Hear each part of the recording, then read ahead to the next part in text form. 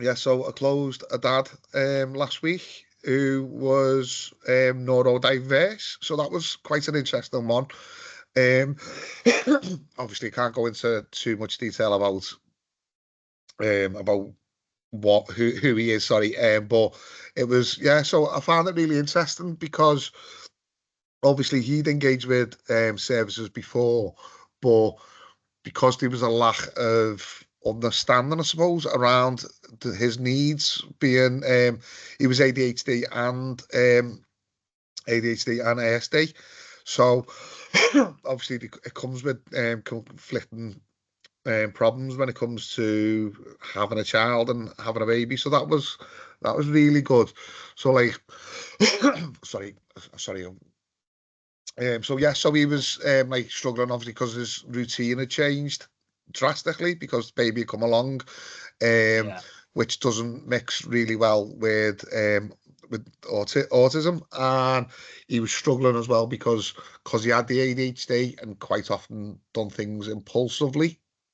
Um, when you've got a baby, obviously not is can be that impulsive really, and obviously with sensory issues as well. So baby crying was was a big problem for him when it comes in terms of sensory overloads.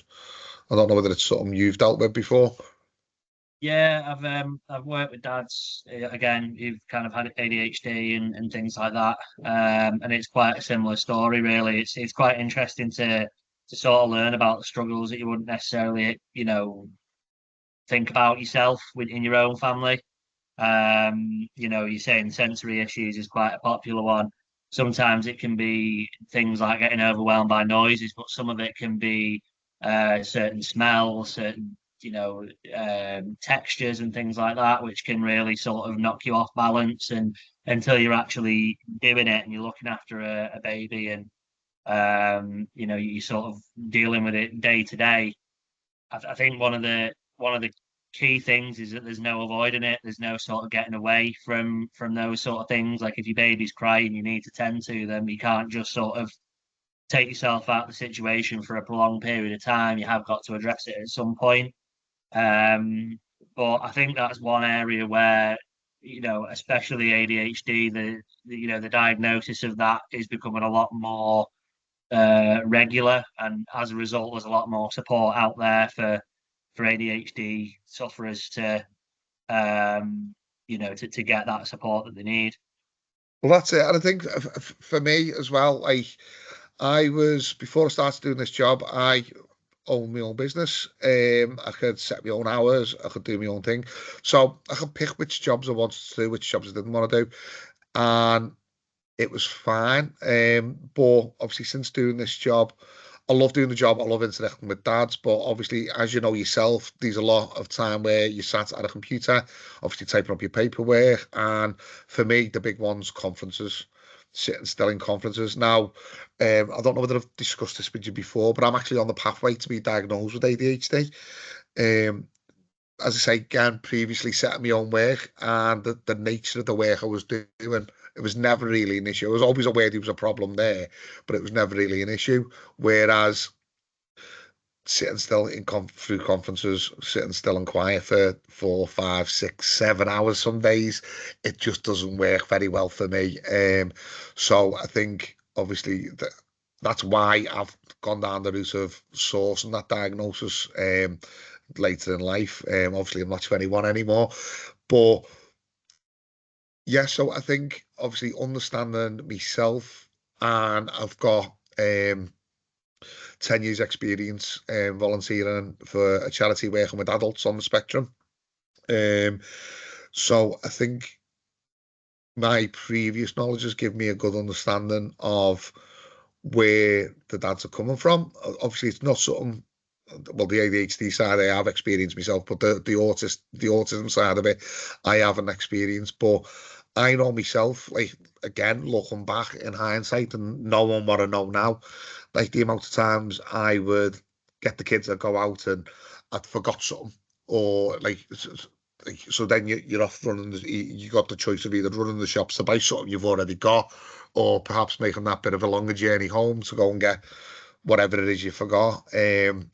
But yeah, so there was, for me, again, as I say, it is looking back in hindsight, but there was challenges there just with the ADHD side of things, and the fact that, like, I mean, I'll go to the shops. Like, my wife doesn't let me go near the middle of Lidl because I go to shops for a loaf and come back with a bread maker and a set of weights. You know what I mean? It's like totally Yeah. random stuff. And the same, like, as I say, like, literally, I'll go for one or two bits and I'll come back with all kinds, and quite often not the thing I actually went for in the first place.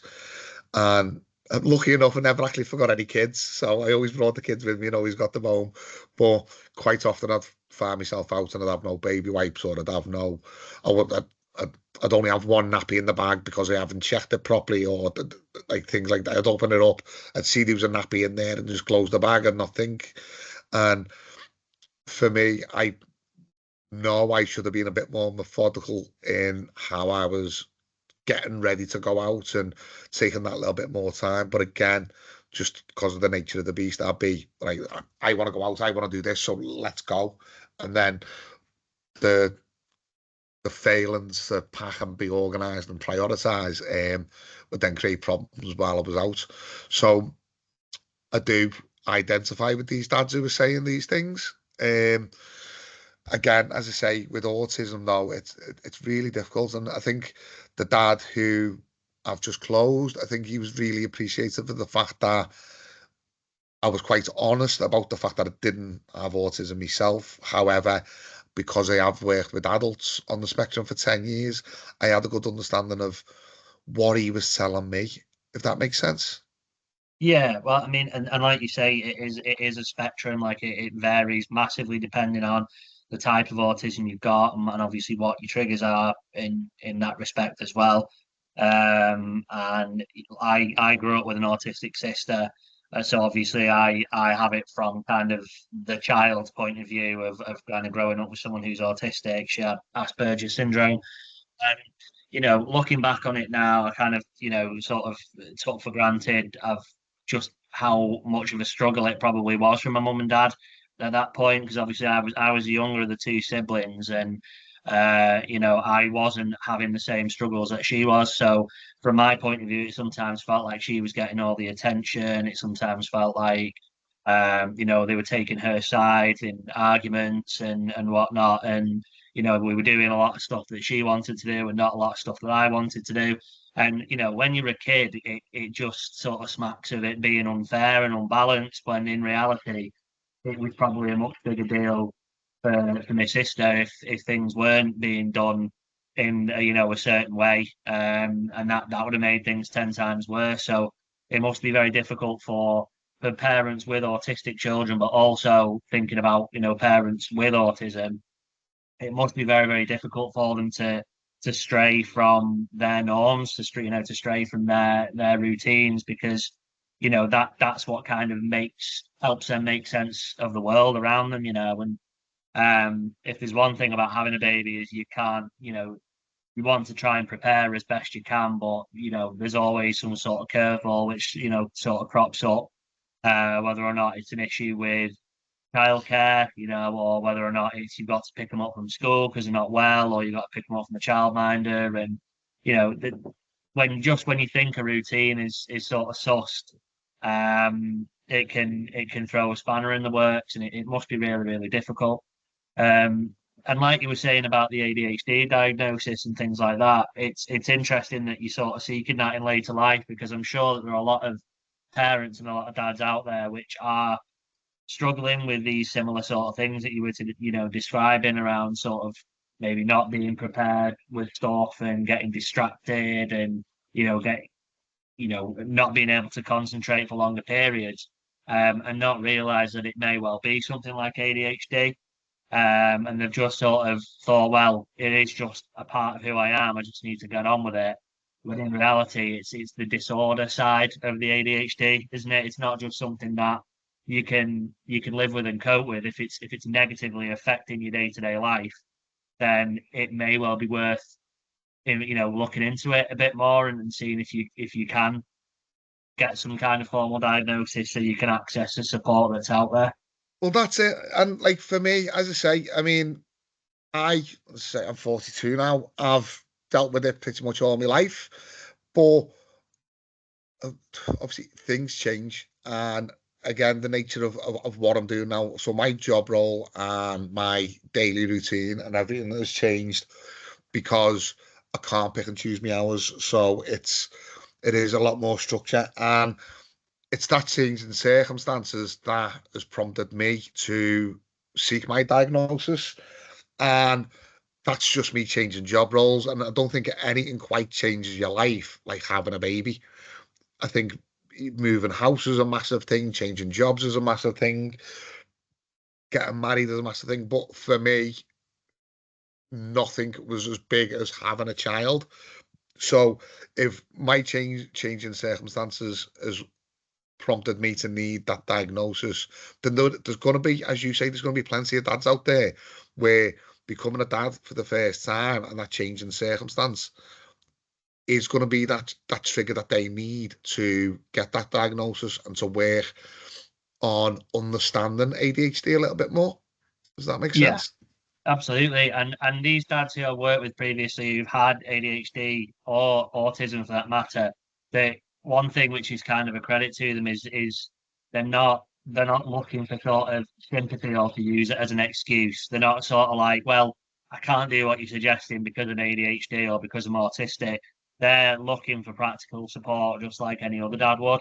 They just, they just want it to sort of fit in around their own needs and their own lifestyles, which is great. It's really encouraging to see dads who are wanting to, uh, to cope as best that they can with the hand that they've been dealt. And yeah, when I've been speaking to a couple of my dads um, who have had things like autism, they see the world in a slightly different way, and sometimes it takes, you know, someone who doesn't have autism like myself to sort of uh, paint the picture so that they can sort of see things a different way.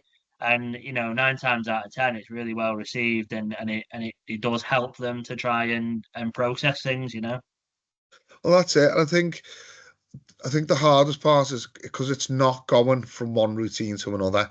When a baby is first born, the first 6 days, particularly, there's no very little structure at all. It's far too early for a baby to be in a routine, but the little bit of structure that is there, so maybe they're feeding, maybe they're taking, I don't know, taking a feed every 3 hours ish. That obviously that will move. It's not a set routine as such at that early age, but then you get to day 7, baby goes through a growth spurt, and baby just wants to feed all day. So that routine is completely out. What little routine was there is completely out the window. Yeah, Then again, after day 7, day 8, when they settle down again a little bit more, and you start getting into a slightly more of a routine. But again, it's a different routine to what it was before the growth spurt. And then as you just kind of getting into a bit more of a routine, growth spurt it's again at 6 weeks, and the routine is out the window again, and you just then you're into another routine. And because them routines are constantly changing, it's not like they're going from one to another. It's just constantly skipping. And it's probably a good few months down the line before baby's actually into a regular routine, which the autistic parent, whether it be mum or dad, can actually settle into and get that routine back into place. yeah, and it's one of them as well where what tends to work well with the dads that I'm working with when they struggle with routines is I try and encourage them to just try and focus on things that they can control and that they do have some sort of influence on. Whether or not it's if the baby's feeding at different times or sleeping at different times, they still have control over something as little as who does what job, or whose turn is it to take a shower, on whose turn is it to do a feed, and things like that. Even though it's very very difficult when it comes to timing, if you try and focus on what you do have control over, and what you've got the power to sort of influence, then it can make dealing with those timings a little bit easier for them, I find. Yeah, well, that's it. And I think, obviously, I think when they get to that routine and they've got a bit of a routine. I suppose it's what you're saying. It's having that routine, even though you can't have the routine with mum, with baby, sorry, particularly, you can have that routine with mum. So like, or obviously with dad if it's a mum on the spectrum, but I'm fitting that in so that maybe partner can pick up a bit of the slack in terms of filling that void in the break of routine. I Yeah, mean, and I think it's that. I'm saying that right. Yeah, and I think it's that openness as well. Is if I would encourage anyone. Obviously, communication is key, regardless of what's going on with the dynamic of the family. It's something where if you're struggling with something, then it's a case of talking to your partner and saying, "Look, I'm really struggling with this aspect of things." You know, again, not sort of blaming it on autism or ADHD or anything like that. It's just a case of saying, look, I'm really struggling with this aspect. Is there any way that you can help us out with this, or making suggestions as to ways to make things better? And I'm sure that your partner would understand, that you might have different struggles to them. Everyone's got their own strengths at the end of the day. I know from my perspective, my issue was always sleep, whereas my partner's issue was always getting enough to eat. So it'd be one of them where I was working at the time as well, so my wife would do more of the night feeds, and I would take baby after work so that she could catch up on food because she'd not been eating all day and trying to breastfeed, for example. And it's just having those conversations where if you're struggling with something that's particularly triggering for you or something that you're struggling with, it's just about talking to your partner about it and seeing what can be done and controlling what you can control. Well, that's it. That's it. And I think once the parent, well, the dads who I've dealt with, I think once they've got their head around the fact that there is going to be that alteration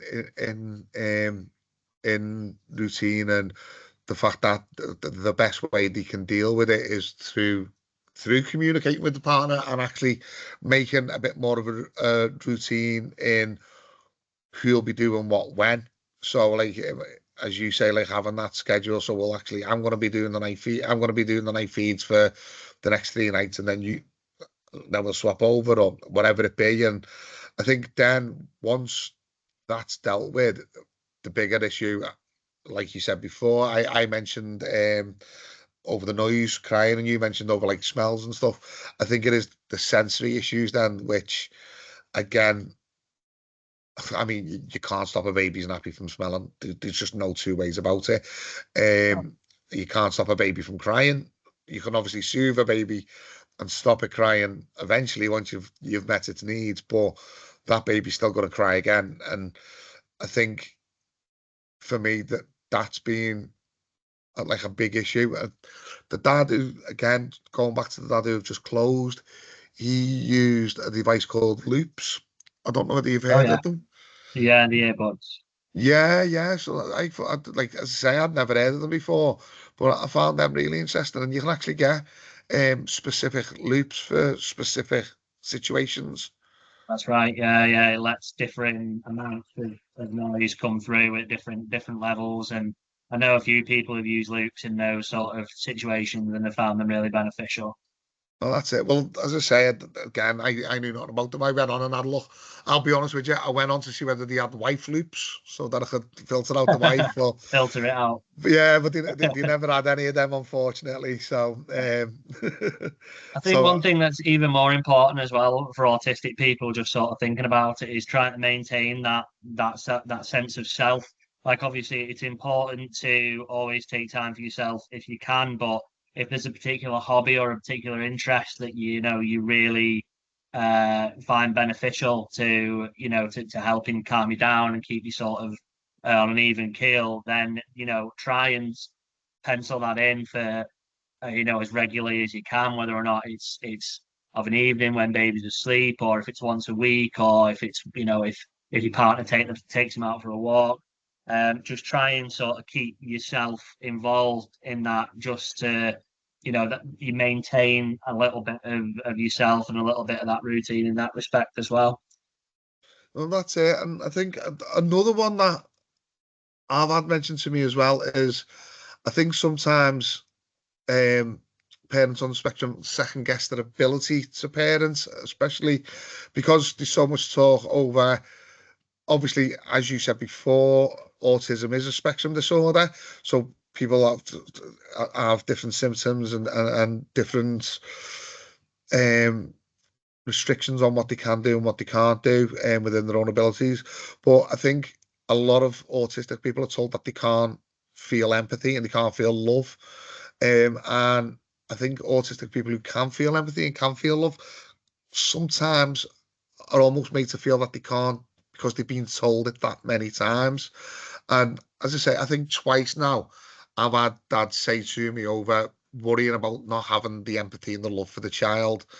And both times when I've said to them, well, do you love your partner? The instant Yeah, response has been, well, yeah, of course I do. I'm like, well, you can feel that love. You have got that empathy because you have it with your partner.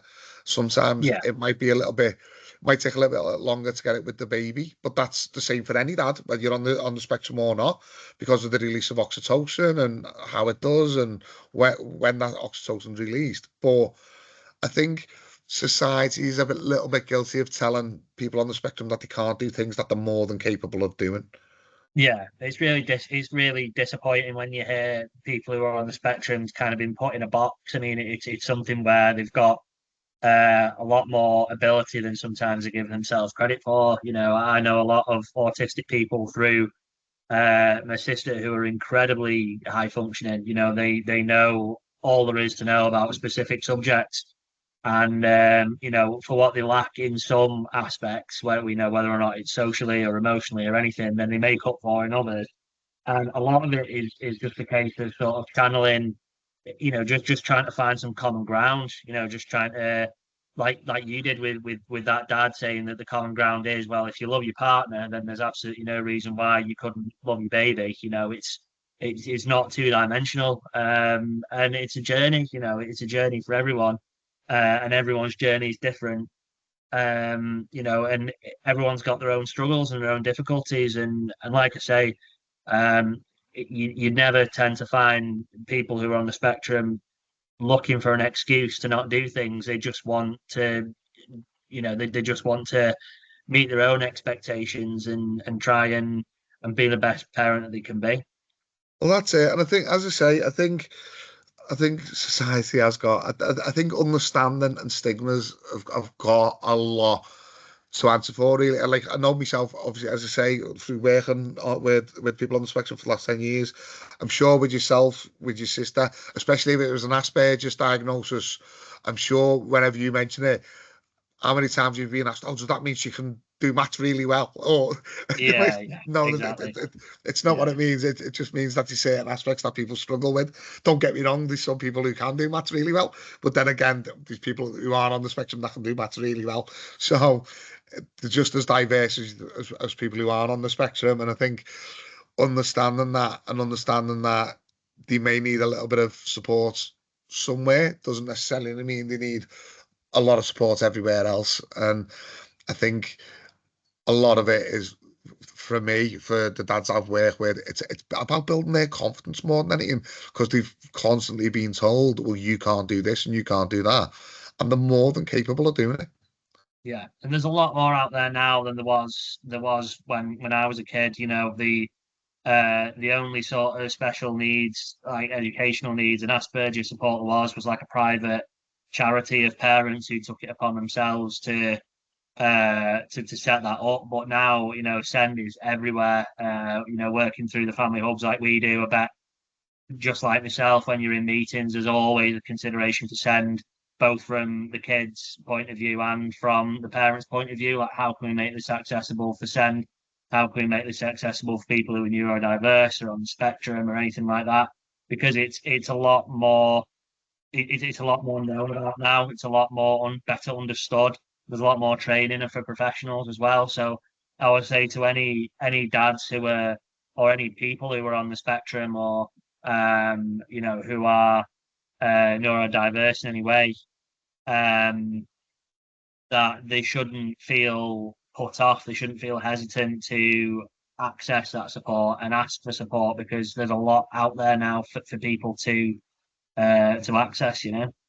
Well, that's it. And I think sometimes as well, we need to understand that being neurodiverse it it can have its advantages.